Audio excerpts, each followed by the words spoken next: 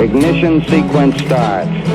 6, 5, 4, 3, 2, 1, 0. Liftoff. We have a liftoff.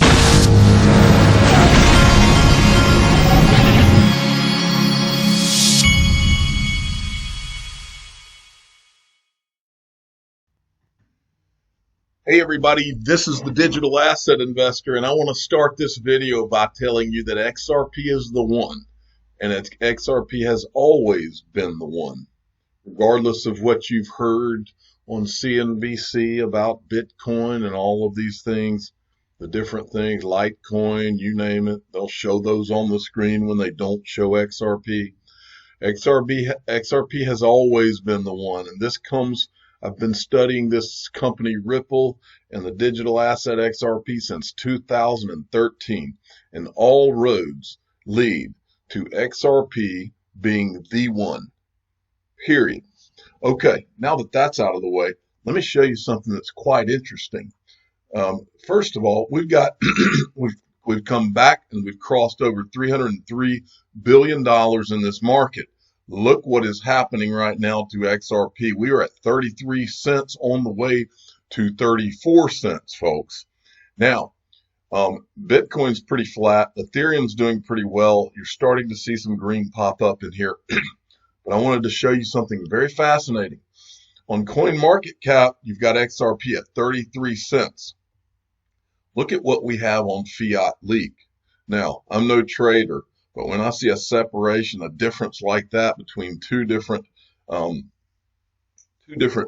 websites that are showing prices, that shows me that there's probably tremendous opportunity for arbitrage somewhere.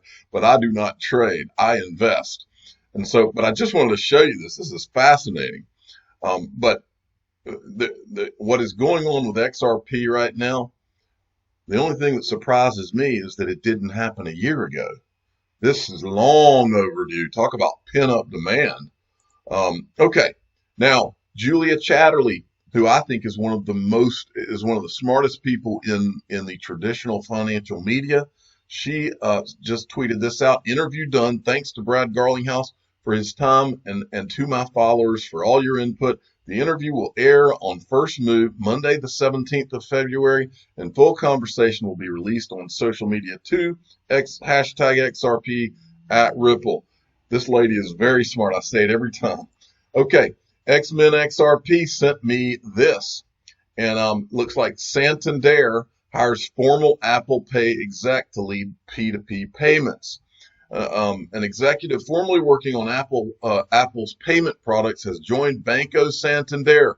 Trish Burgess joined Spain-based multinational as the new global head of peer-to-peer payments and will direct its expansion of digital payment services globally, according to an announcement Thursday. They provided her LinkedIn link, so I decided to go and look at her LinkedIn link. And when I did, here's what I found is that she follows influencers, I guess, on her. One of them is Anna Boden. Well, who's Anna Boden? Well, Anna Boden is the CEO or the chair at Banco Santander. And let me show you what Anna Boden has to say. This is from Bank XRP back November 21st, 2019. Oh, that tells you how much potential there is. You know, we are launching OnePayFX, which is a blockchain-based retail cross-border payment with Ripple, by the way, a U.S. company. That's coming to the U.S. We're going to do open bank. There's a lot of things that, and we created the North America region, Mexico, U.S. So we're now running a lot of these businesses together. So you'll see good results in the coming years. You better believe you will. And now the Apple Pay execs there. Had to show you this because it's hilarious and it makes you feel sorry for people like this. Euphoria. Remember, this guy sold January 5th for 19 cents. His bag would have been worth $10,000 more if he would have held. Actually, it's more than that today. Held for one more month. How well do you think he's sleeping right now? This is a tweet. I always love these tweets. I just closed all my XRP positions. This is from January 5th, 2020. Just closed all my XRP positions this week, a total of 68.5 thousand XRP at a loss of over $20,000. I'll sleep better at night knowing I got out before it all collapses. Yeah, that's what the Bitcoin maxis were saying, right? Okay, I'm not going to play this because the language is terrible, but I encourage any of you who don't have a problem with listening to I have kids that are listening to my channel, so I'm not going to play it.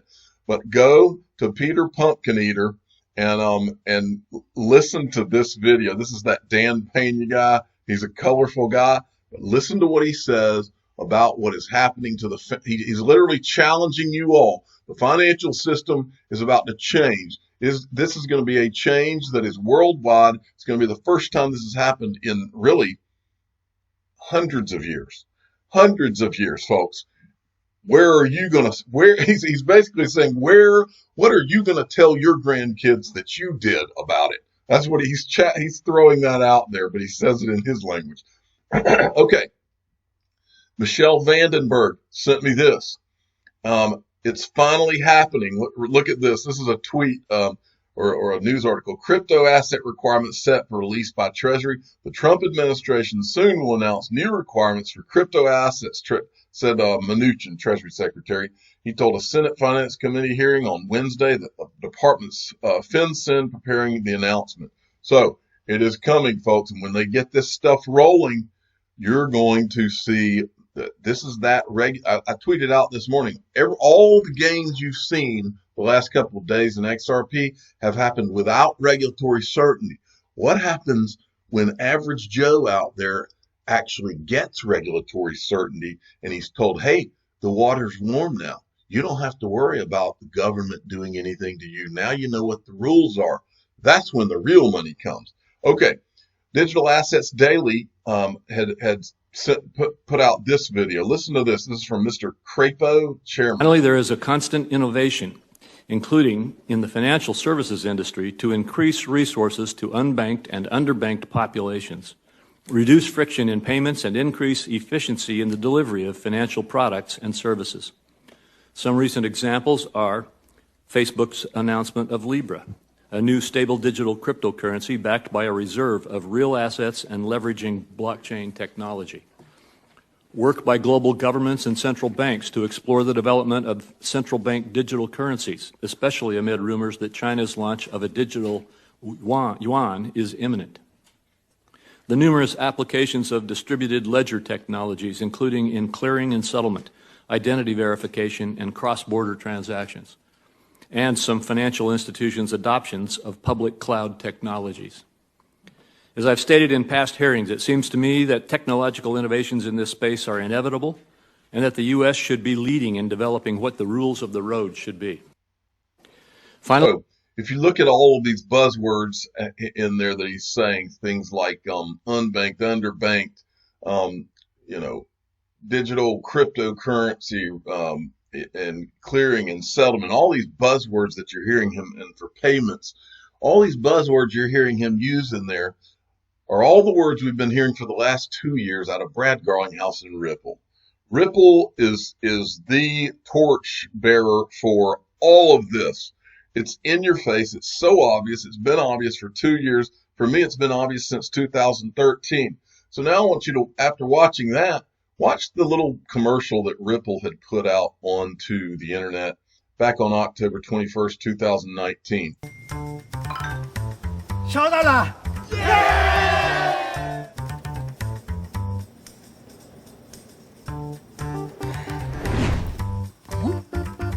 He's got it. I've got it.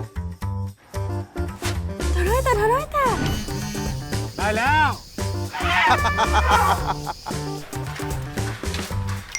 เราได้แล้ว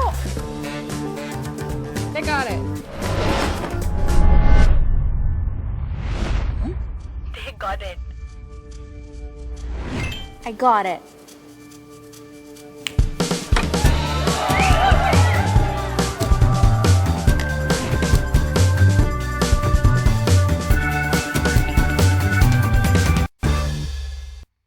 Did you see anybody in that video that looked to be unbanked, like they could use this whole thing? What I always think about when I am thinking about unbanked, what the story that always pops in my head. My father was a home builder back for 20 or 30 years. My father was a home builder, and there were a lot of migrants that I don't know if you'd call them migrants, but there were people from Mexico that would literally come up to, and I'm talking about legal people. They would come up to the United States. They would make a ton of money framing houses or different things like this. And then I remember some of them telling me that they were traveling for the weekend to Mexico, literally to take money back to their families. And that's the example that part of the reason I remember this is because one of the guys would always bring me some actual tequila back. So I remember that he would bring me real tequila back when he would come back. And so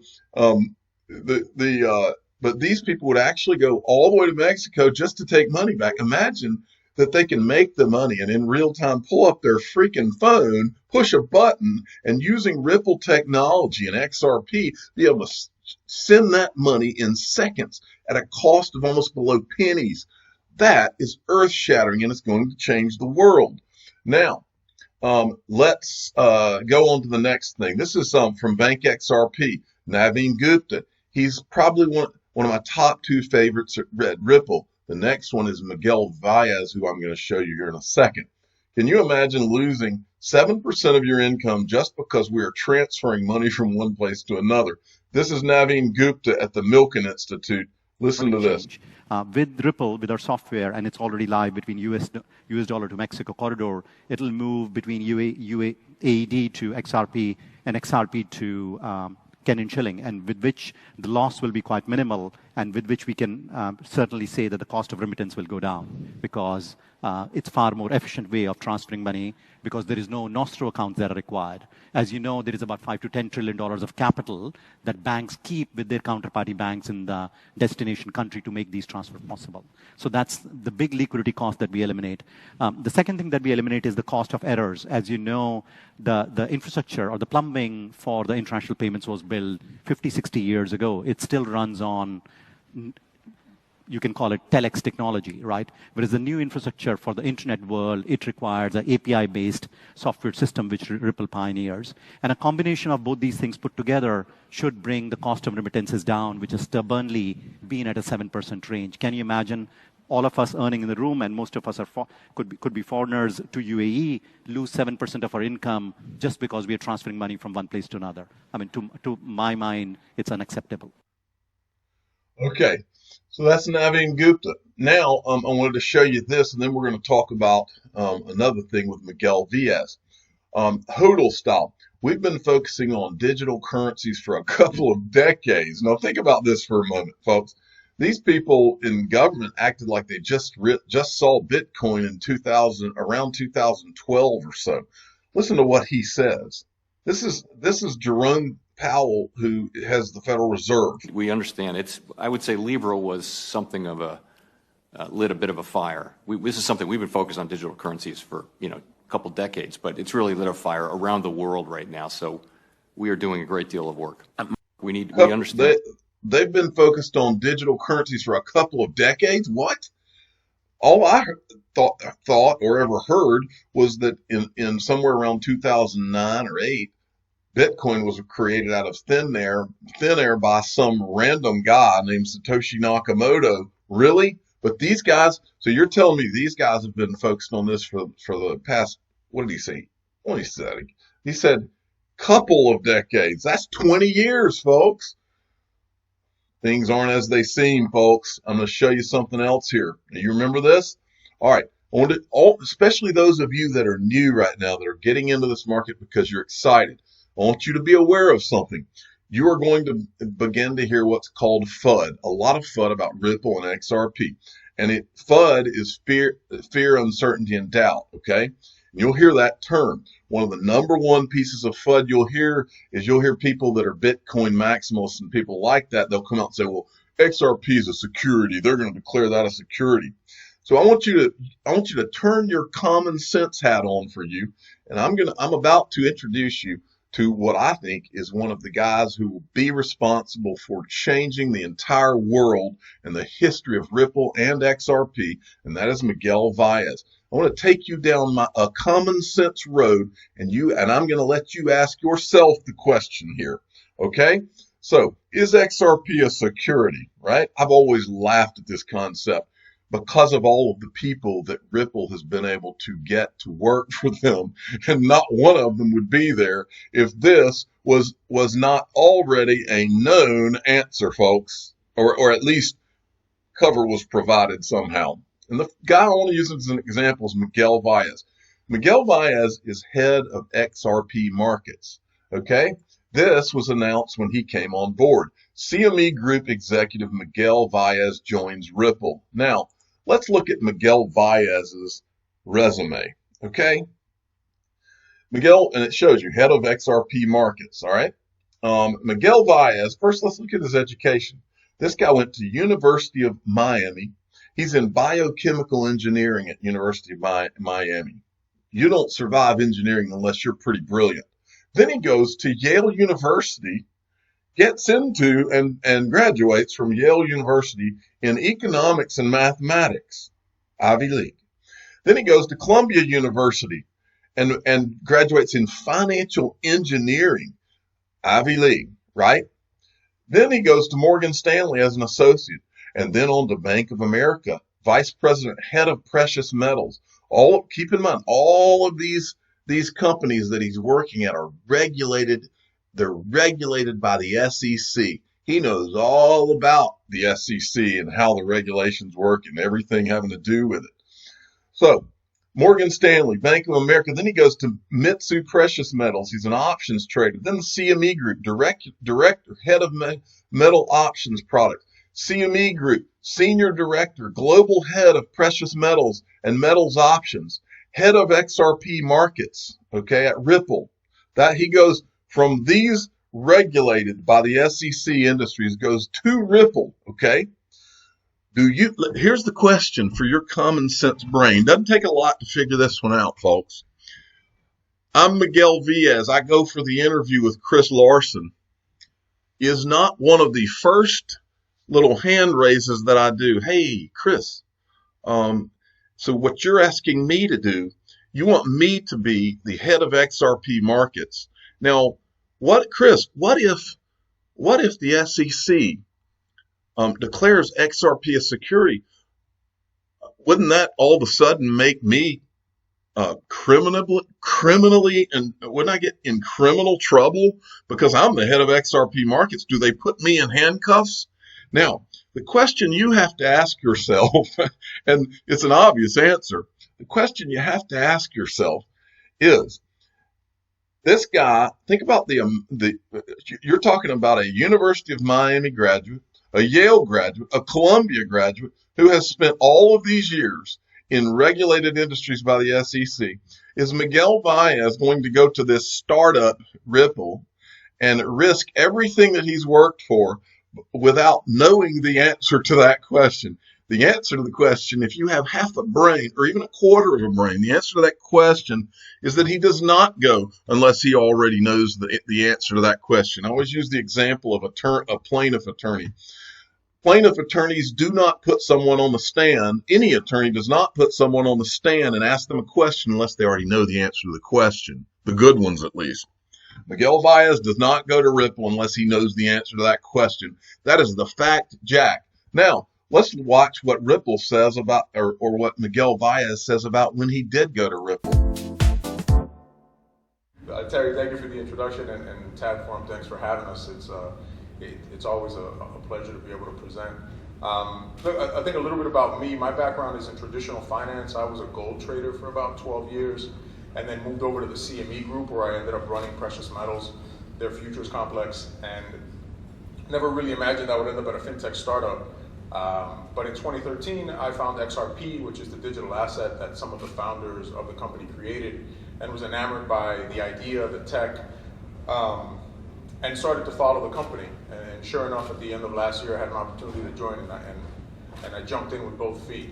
One of the reasons I joined is because, unlike some DLT startups, there were like real people behind our company, hardened professionals that had been in spaces for a long, long time. Our CEO, Brad Garlinghouse, had been at Yahoo and AOL. Chris Larson had taken 2 startups to IPOs. It was really an all-star cast. So if there was going to be a startup that I was going to join, it was it was certainly going to be Ripple. I think the other reason I joined is because it was a real company.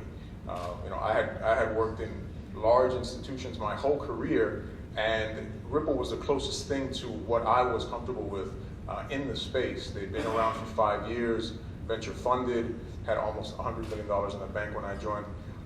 There's more now, by the way. We're doing pretty good. So it was comforting to know that, okay, not only were these professionals with resources, but on top of that, they had a plan, right? And I think it's I was in the back sort of overhearing a conversation on distributed ledger technology, and I think we're all, just like I was back in 13, we're all kind of captivated by the possibilities, and there are certainly a lot of use cases that people are throwing deals.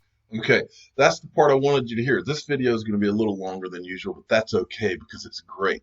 Here's the point that I'm trying to get across to all of you as XRP investors and new ones or potential XRP investors. Here's the point I'm trying to get across to you. What he just said in there, not just he wanted to make sure it was a legitimate company.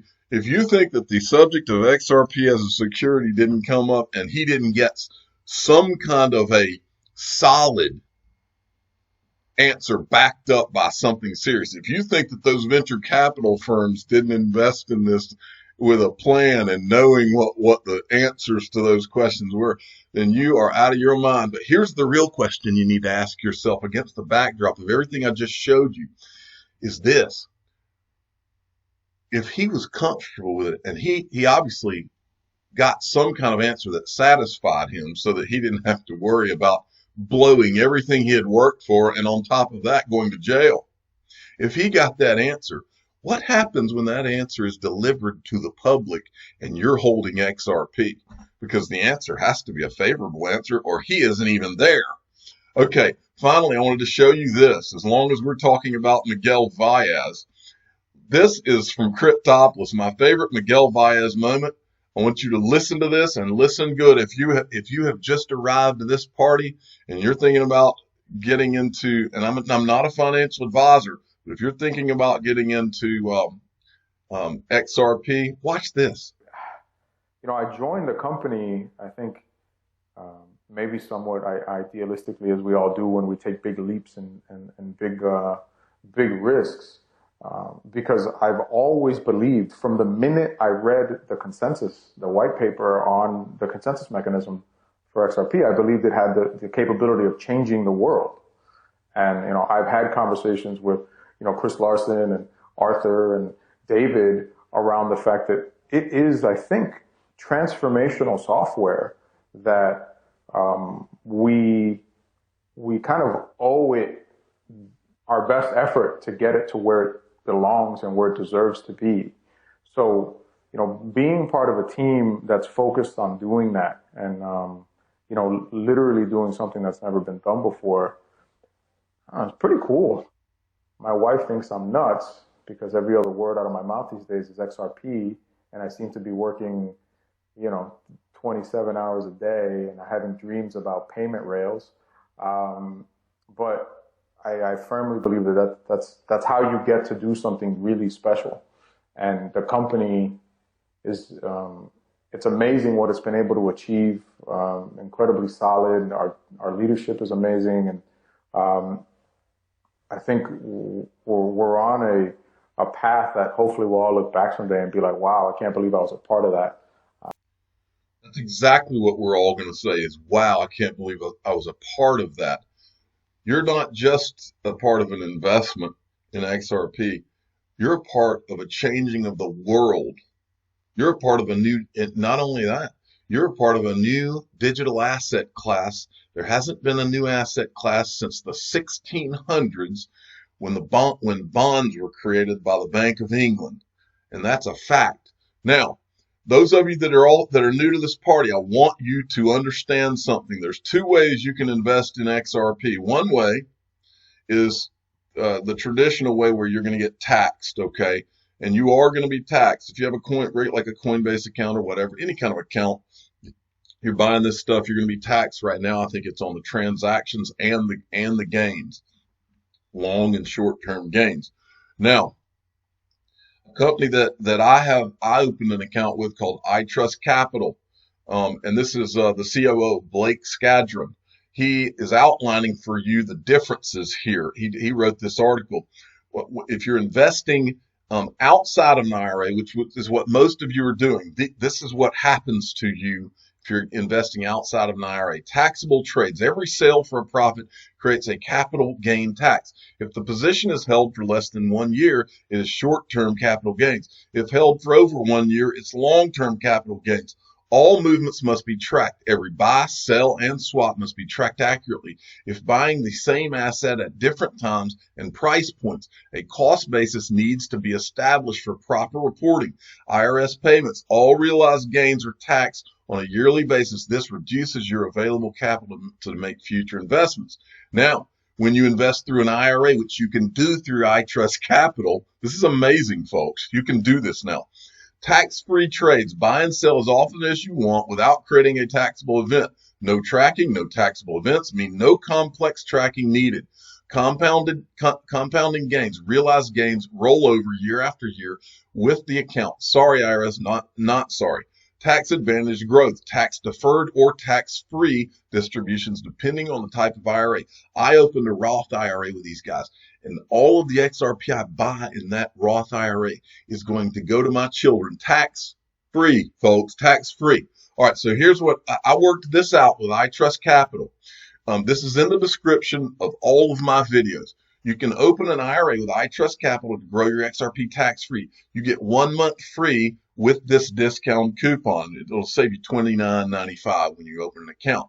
There's a link and there's my coupon code. I also have added an interview that I conducted here with Blake Skadron from iTrustCapital right here. You can watch the interview, but then come back here. You can either call them or you can click this link. If you call them, give them this coupon code, and if you or you can just click this link and sign up right there with them. Also, I wanted to remind you, you've got until tomorrow. These are in the description of all my videos too. Ledger Nano S people, you buy Ledger Nano X until tomorrow. They're going to give you a free Ledger Nano S. Guess what? I'm the digital asset investor. I'm not an investment advisor. This is for entertainment purposes only. Please subscribe. Hit the like button. Tell your friends and family that for some reason, Miguel Baez was 1,000% comfortable with heading the XRP markets. He was not at all worried about it, which is why I'm not, which is why I'm sitting here with a Joker grin on my face, just waiting for the shoe to drop where the world finds out, hey, no, this is completely fine for you to buy, sell, whatever. Thank you for listening.